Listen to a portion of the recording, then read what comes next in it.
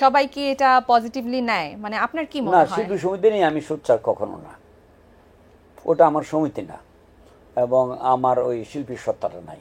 ছবিটা super flop না, ছবিটা এভারেজ। ওই মানে রিলিজ করতে পারেননি প্রথম এই যে ছবি, এই যে এটার হাত দিয়ে জন্য দেখাই, এই যে মন খারাপ হয়নি? এই যে না, মন খারাপ হবে না কেন? তো আমরা প্রথমেই এবং আমাদের দর্শকও অবশ্যই জানতে চাই আপনার পারিবারিক অবস্থা সম্পর্কে। পারিবারিক অবস্থা তো আছে আর ন্যায়ের মধ্যে তো থাকে, তাহলে ন্যায় দিয়ে শুরু করি।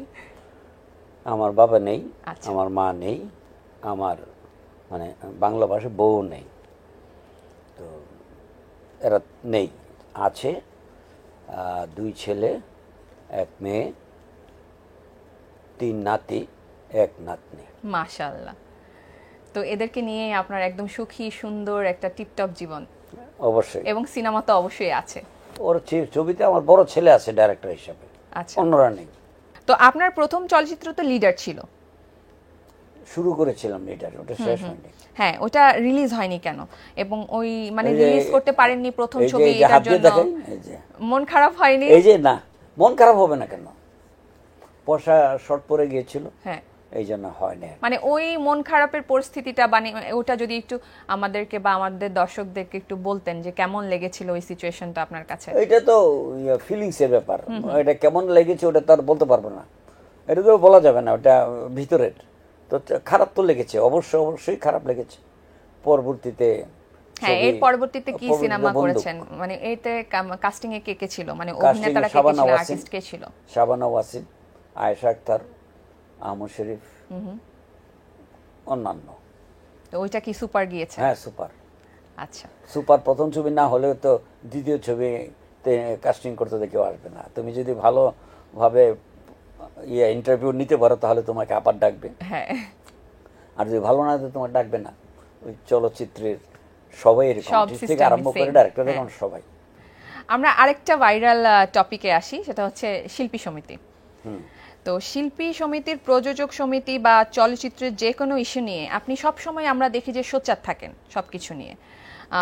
সবাই কি এটা পজিটিভলি নেয়, মানে আপনার কি মনে না, হয়? শিল্পী সমিতি নিয়ে আমি সোচ্চার কখনো না, ওটা আমার সমিতি না, এবং আমার ওই শিল্পীর সত্তাটা নাই।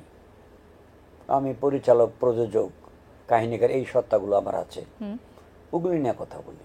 শিল্পীদের নিয়ে আমি সমালোচনা বিশেষ করি না, মানে সমিতি নিয়ে এটা নিয়ে সেটা নিয়ে। কে ভালো অভিনেতা অভিনেত্রী বা কে ভালো জানে না বা কেউ কাউকে বললে সে ভালো হতে পারবে, এইসব নিয়ে আলোচনা করে। আমরা যদি ভুল না করে থাকি আপনার লাস্ট মুভি ছিল সুজন মাঝি। তো এই সিনেমাটা নাকি সুপার ফ্লপ গিয়েছে। এটা যে বলেছে, যার থেকে শুনেছে ওরা সুপার ফ্লপ। ছবিটা সুপার ফ্লপ না, ছবিটা এভারেজ। আচ্ছা। ছবিটা অত্যন্ত কম বাজেটের ছবি ছিল, এবং এই ছবিটা ঢাকায় খুব একটা ভালো যায়নি। এটার পিছনে কারণ, বহু বছর পর এই দেশে শাহরুখ খানের একটা ছবি এসেছিল জওয়ান, ওটার সঙ্গে রিলিজ হয়েছিল, যে জন্য ঢাকায় শাহরুখ খানের ছবিটা দেখার জন্য অনেক গেছে। শাহরুখ খানের ছবি তার ডেলি আসে না, আমাদের ছবি তো সবসময় থাকে, এই জন্য ওটার দিকে ঝুঁকে গিয়েছিল বেশি। এই জন্য ঢাকায় মোটামুটি গিয়েছিল, বাইরে ভালো গেছে আমার ছবি। তো সেই সময়টা আপনি মানে আপনার মনে হয়নি যে আমি জওয়ানের সাথে ছবিটা রিলিজ না দিয়ে আরো কিছুদিন পরে যদি ছবিটা রিলিজ দিই তাহলে এটা আরো বেশি ব্যবসা সফল এটা হতো? প্রযোজকের ব্যাপার, ওটা আমার না। প্রযোজক সাহেব যদি মনে করেছিল আমি এটা রিলিজ করবো, রিলিজ করেছি।